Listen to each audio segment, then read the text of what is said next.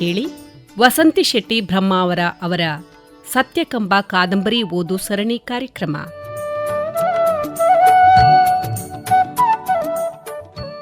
ಎಲ್ಲರೂ ಊಟಕ್ಕೆ ಕುಳಿತಾಗಿತ್ತು. ಕೆಲವರು ಒಳಗೆ, ಕೆಲವರು ಹೊರಗೆ. ಎಲ್ಲರೂ ಎಂದರೆ ಮನೆಯ ಯಜಮಾನ ಮತ್ತು ಬಂದ ನೆಂಟರಿಗೆ ಹೊರಚಾವಡಿಯಲ್ಲಿ ಮನೆ ಇಟ್ಟು ಎಲೆ ಹಾಕಿದ್ದು. ಅದೇ ಮಡುದೋಸೆ. ಮೊದಲಿಗೆ ಎಲೆಗೆ ಎರಡೆರಡು ಬಡಿಸಿ ಮತ್ತೆ ಅನ್ನ ಸಾರು ಬಡಿಸಿದರಾಯಿತೆಂದು ಅಂದುಕೊಂಡದ್ದು. ಉಳಿದವರು ಅಡುಗೆ ಮನೆಯಲ್ಲೇ ಉಣ್ಣುವುದು. ಆಗ ಮನೆ ಎಂದರೆ 2-3 ವಾಸವಲ್ಲ, ಕೂಡು ಕುಟುಂಬ. ಅಮ್ಮ, ಆಕೆಯ ತಮ್ಮಂದಿರು, ಅವರ ಹೆಂಡತಿಯರು, ಮಕ್ಕಳು, ಹೀಗೆ ದೊಡ್ಡ ಸಂಸಾರ. ಹೆಂಗಸರ ಊಟ ಮನೆಯ ಗಂಡಸರ ಊಟ ಆದಮೇಲೆ ಹೊರಗೆ ಕೂತ ನೆಂಟರನ್ನ ವಿಚಾರಿಸುತ್ತಿದ್ದ ಅಮ್ಮನಿಗೆ ಒಳಗೊಳಗೆ ಪುಕ್ಕು ಪುಕ್ಕು. ಹೆಚ್ಚಿಗೆ ಬೇಕೆಂದು ಕೇಳಿದರೆ ಒಳಗಿದ್ದದ್ದು ಒಂದೇ ದೋಸೆ. ವಿಚಾರಿಸದಿದ್ದರೆ ಹೇಗೆ ಎನ್ನುವ ಗೊಂದಲದಲ್ಲಿರುವಾಗಲೇ ಅಡುಗೆ ಮನೆಯಲ್ಲಿ ಉಣ್ಣಲು ಕೂತ ಶೀಣನ್ನ ಮಣೆ ಸಮೇತ ಹಿಡಿದ ಬಟ್ಟಲಿನೊಂದಿಗೆ ಹೊರಚಾವಡಿಗೆ ಬಂದು ನೆಂಟರ ಬದಿಯಲ್ಲೇ ಕುಳಿತುಕೊಳ್ಳಬೇಕೆ? ಒಳಗಿನಿಂದ ಎಲ್ಲಿಗೆ ಹೋಗುತ್ತೀಯಾ?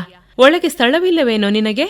ಹೊರಗೆ ಯಾಕೆ ಹೋಗಬೇಕು ಎಂದು ಕರೆದ ಸದ್ದಿಗೆ ಕಿವಿಗೊಡದಾಗ ಬಂದ ನೆಂಟರು, ಬರಲಿ ಬರಲಿ, ಹುಡುಗ ತಾನೇ, ನನ್ನ ಪಕ್ಕದಲ್ಲಿ ಊಟ ಮಾಡುವ ಬಯಕೆ ಇರಬೇಕು. ಒಳ್ಳೆಯದಾಯ್ತು, ಇಲ್ಲೇ ಕೂತ್ಕೋ ಮಗನೇ ಎಂದು ಎಡಗೈಯಿಂದ ಬೆನ್ನು ತಟ್ಟಿದ್ದರು. ಅಮ್ಮ ಉಣ್ಣುವಾಗ ವಿಚಾರಿಸಬೇಕಲ್ಲ ಎಂದು ನೆಂಟರಿಗೆ ನಿಮಗೆ ಸಿಹಿ ದೋಸೆ ತರಲೇ ಎಂದರು. ಅದೇ ಕ್ಷಣ ಶೀಣನ್ನ ಜೋರಾಗಿ, ಹಾ ದೊಡ್ಡಮ್ಮ, ನನಗೂ ಅದೇ ತನ್ನಿ ಅಂದು ಬಿಡಬೇಕೆ?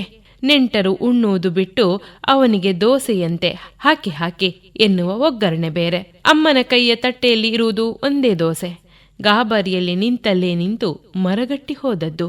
ಶೀಣನನ ಕಣ್ಣುಗಳು ಪಳಪಳನೆ ಹೊಳೆದದ್ದು. ಬಂದ ಅತಿಥಿಗಳು ಸೂಕ್ಷ್ಮ ಅರಿತವರಿರಬೇಕು. ಅವನಿಗೆ ದೋಸೆ ಹಾಕಿ ಅಂದುಬಿಟ್ಟರು. ಅಮ್ಮನಿಗೆ ಉಪಾಯವಿಲ್ಲ, ಬಡಿಸಿದ್ದರು. ಏನೋ ಪುಣ್ಯಕ್ಕೆ ಇನ್ನೊಂದು ತನ್ನಿ ಎಂದು ಆತ ಕೇಳಿರಲಿಲ್ಲ.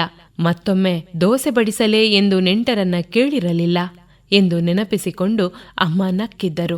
ಛೆ, ಅಂದಿನ ಕಾಲವೇ ಪಾಪ, ತಿನ್ನುವ ಆಸೆಗೆ ಹಬ್ಬ ಕಾಯಬೇಕಿತ್ತಲ್ಲ, ಕಷ್ಟದ ಬದುಕು ಪಾಪ ಎಂದ ರಾಜುವಿಗೆ ಕಷ್ಟದ ಕಾಲವೇ?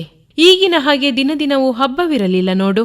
ಈಗೀಗ ಹುಟ್ಟಿದ ಹಬ್ಬಗಳು ಮದುವೆಯಂತೆ ಆಚರಿಸಿಕೊಳ್ಳುವವರಿದ್ದಾರೆ ಅಲ್ಲವೇ ಎಂದ. ಹುಟ್ಟಿದ ಹಬ್ಬವೇ? ಹುಟ್ಟಿದ ದಿನವೇ ನೆನಪಿಟ್ಟುಕೊಳ್ಳುತ್ತಿರಲಿಲ್ಲ. ಒಂದರ ಹಿಂದೆ ಮತ್ತೊಂದರ ಹೆರಿಗೆಗೆ ಸಜ್ಜು. ಮನೆ ತುಂಬ ಮಕ್ಕಳು. ಯಾರ ಹುಟ್ಟಿದ ಹಬ್ಬ ಹೇಗೆ ನೆನಪಿಡಲಿ ಹೇಳು? ಶೀಣಣ್ಣನ ಒಟ್ಟಿಗೆ 10 ಮಂದಿ ಅಕ್ಕ, ಅಣ್ಣ, ತಮ್ಮ, ತಂಗಿಯರು. ಅಂದ ಹಾಗೆ ಈಗೆಲ್ಲಿದ್ದಾರೆ ಆ ಶೀಣಣ್ಣ ಎಂದ ಕುತೂಹಲದಿಂದ. ಒಮ್ಮೆಲೆ ಗಂಟಿಕ್ಕಿದ ಮುಖದ ಅಮ್ಮ, ಯಾವ ಶೀಣಣ್ಣ? ಶೀಣಣ್ಣನೇ? ನಿನ್ನಲ್ಲಿ ಏನೆಂದು ಹೇಳಿದ್ದು? ಟಿವಿ ಹಾಕು ಎಂದೇನೆ ಎಂದರು ಕೋಪದಿಂದ.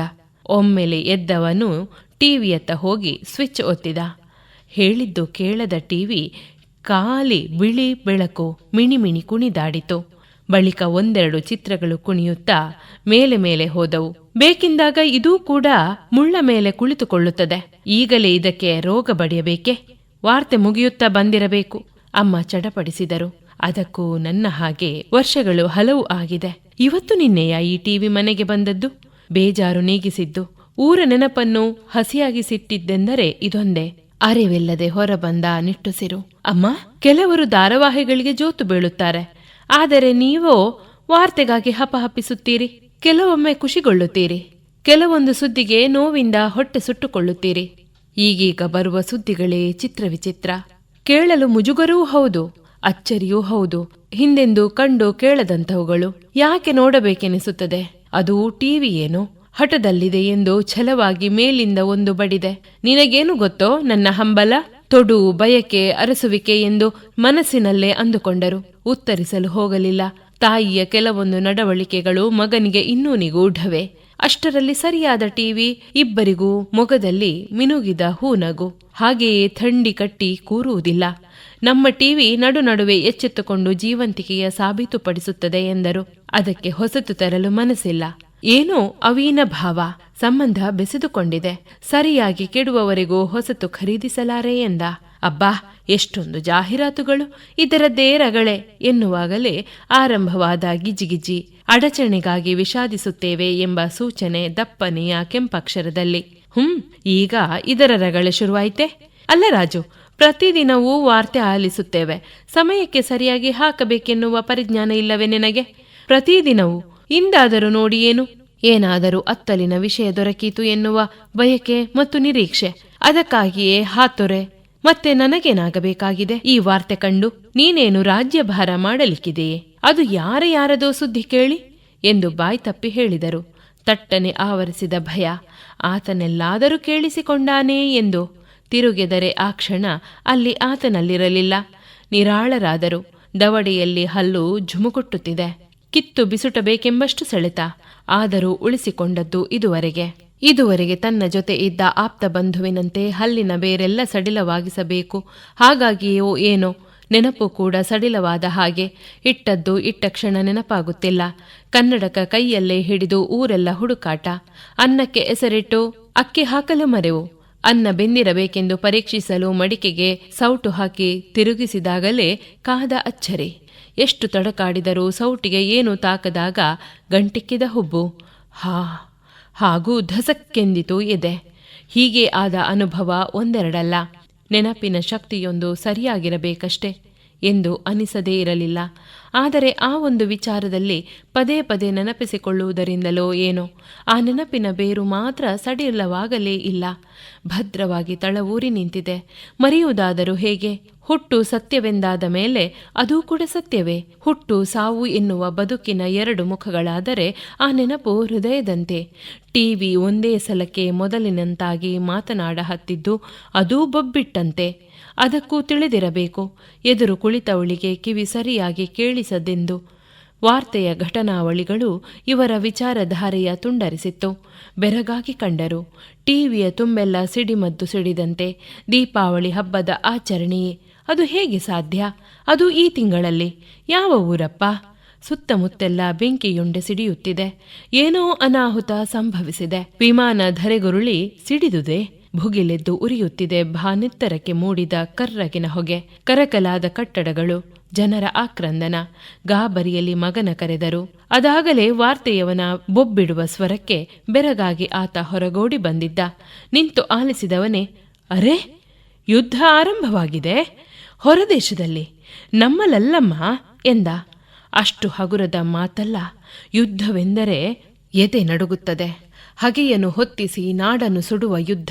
ಯಾರು ಅತ್ತರೂ ಯಾರು ಸತ್ತರೂ ಯುದ್ಧ ಮಾರಿಯ ಬಾಯಿ ತೆರೆದ ಬಾಗಿಲು. ಎಷ್ಟೊಂದು ಹೆಂಡತಿಯರ ಕಣ್ಣೀರು, ತಾಯಂದಿರ ಕರುಳಗೋಳು, ಬಂಧು ಬಾಂಧವರ ಅಗಲುವಿಕೆ, ಹರಿವ ಕೋಡಿ ಕೋಡಿ ನೆತ್ತರು. ಮಹಾಭಾರತ ಯುದ್ಧ.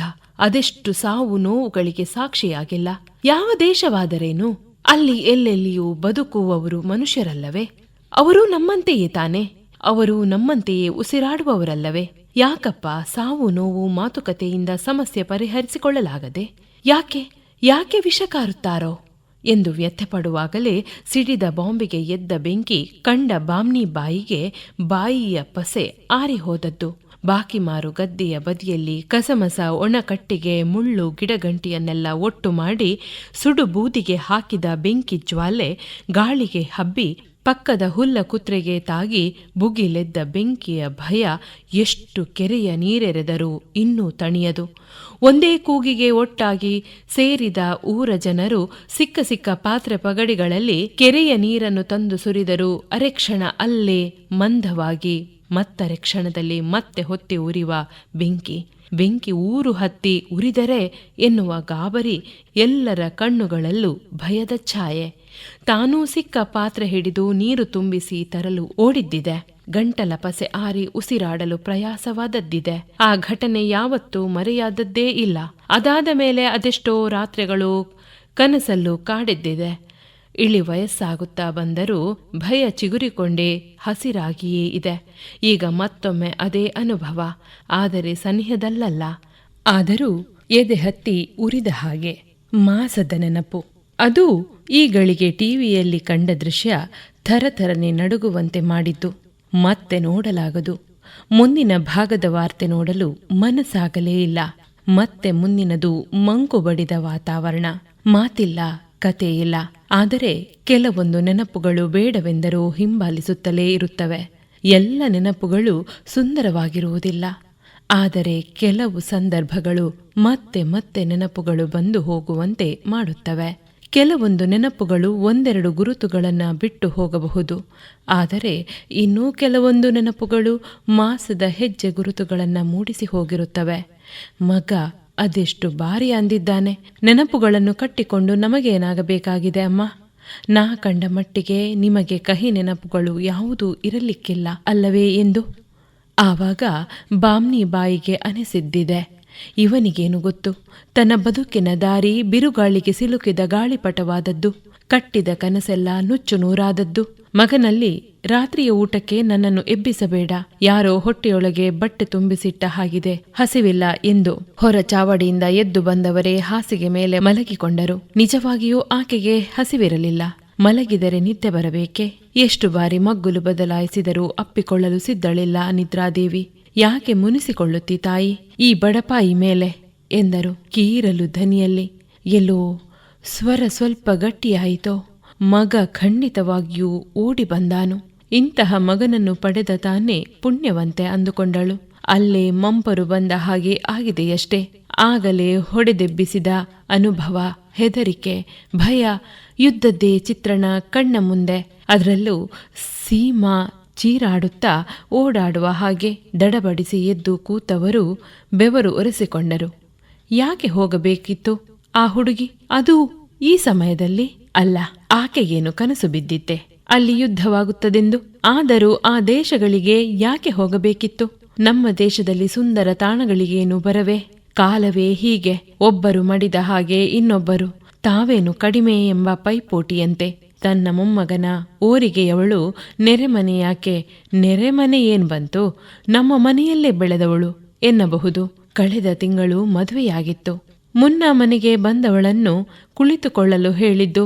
ಎಲ್ಲ ಕುರ್ಚಿಗಳ ಮೇಲೂ ಒಂದೊಂದು ವಸ್ತು, ಪುಸ್ತಕ, ಟವಲು, ಹೀಗೆ ನಮ್ಮ ಮನೆಯಲ್ಲಿ ಕೈ ತಪ್ಪಿದರೆ ಸಾಕು, ಅದು ಅಲ್ಲಿಯೇ ತೆಗೆದವರಿಗೆ ಅದರದರ ಸ್ಥಾನದಲ್ಲಿ ಎತ್ತಿಡಬೇಕೆಂದು ಗೊತ್ತೇ ಇಲ್ಲ ನೋಡು. ಆ ಪುಸ್ತಕ ಇತ್ತ ಕೊಡಮ್ಮ, ನನ್ನ ಮೊಮ್ಮಗ ಬಂದಿದ್ದನಲ್ಲ, ಓದಿ ಅಲ್ಲೇ ಎಸೆದಿದ್ದಾನೆ ಎಂದದಕ್ಕೆ ನಾನೇನು ನೆಂಟಳೆ ಅಜ್ಜಿ, ಹೊಸಬಳು ಬಂದಂತೆ ಯಾಕೆ ಮಾಡುತ್ತೀರಿ? ಮದುವೆಯಾದ ಮಾತ್ರಕ್ಕೆ ಬೇರೆಯಾಗಿ ಬಿಟ್ಟೆನೆ. ಅದು ಮನೆ ಎಂದರೆ ಹೀಗೆಯೇ, ಎಲ್ಲರ ಮನೆಯೂ ಅಂದಿದ್ದಳು. ಒಂದೇ ನಿಮಿಷದಲ್ಲಿ ಹೆಕ್ಕಿ ಓರಣವಾಗಿ ಇಟ್ಟಿದ್ದಳು. ಮೂಲೆಯಲ್ಲಿರಬೇಕಾದ್ದು ಮೂಲೆಯಲ್ಲಿಯೇ ಇರಬೇಕು, ಅದು ನಡುಚಾವಡಿಗೆ ಬಂದು ಕುಳಿತರೆ ಹೀಗೆ, ನೀನೇ ಹೇಳು ಎಂದಿದ್ದರು. ಅದಾ ವಸ್ತು ಪ್ರದರ್ಶನದಲ್ಲಿ ಇಟ್ಟಂತೆ ಅಷ್ಟೇ ಎಂದು ಸೀಮಾ ನಕ್ಕಿದ್ದನ್ನು ಕಣ್ತುಂಬಿಕೊಳ್ಳುತ್ತಾ ನಿಂತ ಬಾಮ್ನಿ ಬಾಯಿಗೆ ಹಿತವಾದ ಅನುಭವವಾಗಿತ್ತು. ಅದೆಷ್ಟು ದಿನಗಳಾಗಿತ್ತು ಆ ನಗುವನ್ನು ಕಂಡು ಅನುಭವಿಸದೆ. ನೆರೆಮನೆಯವಳು ಆಗಿರಬಹುದು. ಓಡಾಡಿಕೊಂಡದ್ದು ಇಲ್ಲಿಯೇ. ಮೊಮ್ಮಗನ ಜೊತೆಗೆ ಆಡಿ ಬೆಳೆದವಳು. ತನ್ನ ಮಗ ರಾಜನಿಗೆ ಕೆಲಸ ಮರೆತು ಸಂಪಾದಿಸಿ ಸ್ವಂತ ಮನೆ ಕಟ್ಟಿದ ಮೇಲೆ ತಾವಿಲ್ಲಿ ಬಂದು ನೆಲೆಸಿದ್ದು. ಬರುವಾಗ ಮೊಮ್ಮಗನಿಗೆ 5 ವರ್ಷ ತುಂಬಿರಬೇಕು ಅಷ್ಟೇ.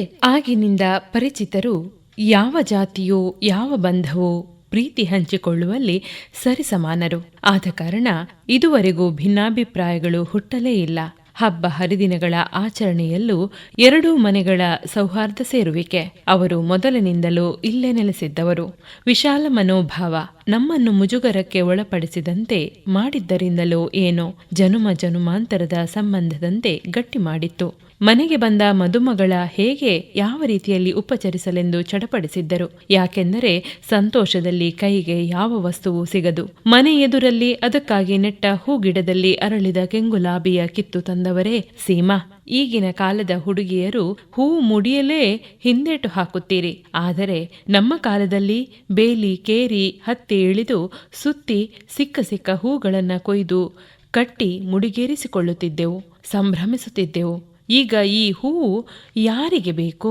ಹೂವು ಏರಿಸಲು ಮುಡಿ ಯಾರಿಗೆ ಬೇಕು ಎಂದು ಹೇಳುತ್ತಲೇ ಕಿತ್ತು ತಂದ ಗುಲಾಬಿ ಹೂವನ್ನು ಆಕೆಯ ಮುಡಿಗೇರಿಸುತ್ತಾ, ಅಬ್ಬಾ ಏನ್ ಚಂದ ಕಾಣಿಸ್ತಿದೆ, ನಿನಗಾಗಿಯೇ ಇಂದು ಅರಳಿರಬೇಕು, ಏನ್ ಚೆನ್ನಾಗಿ ಕಾಣಿಸ್ತಿದೆ ಎಂದಿದ್ದರು. ಯಾಕಜ್ಜಿ ಕಿತ್ತದ್ದು? ಗಿಡದಲ್ಲಿ ಎಷ್ಟು ಚೆನ್ನಾಗಿತ್ತು, ಮನೆಗೊಂದು ಕಳೆ ಕೊಡುತ್ತಿತ್ತು ಎಂದವಳಿಗೆ, ಈಗ ನೋಡು ತಲೆಗೊಂದು ಕಳೆ ಕೊಡುತ್ತಿದೆ. ಮುಡಿಗೇರಿದ ಸೌಂದರ್ಯ ನಿನಗೆ ಕಾಣಿಸದು, ಆದರೆ ನನಗೆ ಅದರ ಸೌಂದರ್ಯವನ್ನ ಕಣ್ತುಂಬಿಕೊಳ್ಳಬಹುದು. ಆ ಸ್ವಾರ್ಥದಿಂದ ನಿನಗೆ ಮುಡಿಸಿದೆ.